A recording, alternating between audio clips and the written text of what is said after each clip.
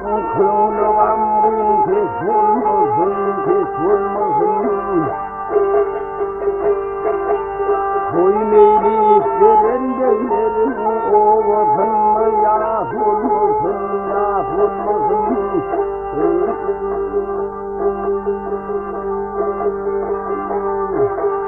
Yazılın kıttır kardeşi aman olsun geyredası Yeteğirdin yanıyor zindan yaman pis olmasın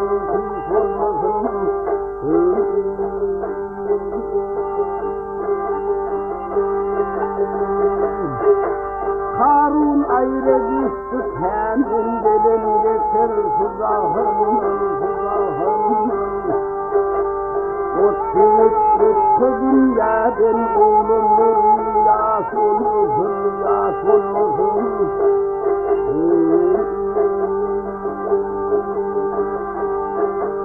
O çığıttı dünyadan sağınır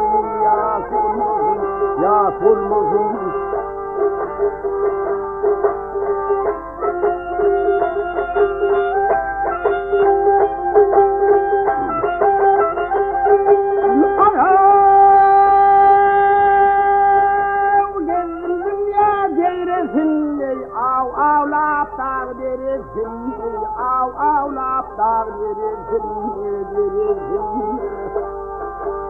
Doğun kardeş arasında yaman yolu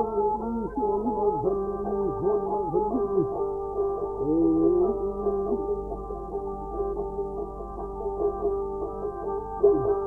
Tahir aydır benim düşüm köyür oldu içindasın Süzülmeyede malım basın diyat olsun kim olmasın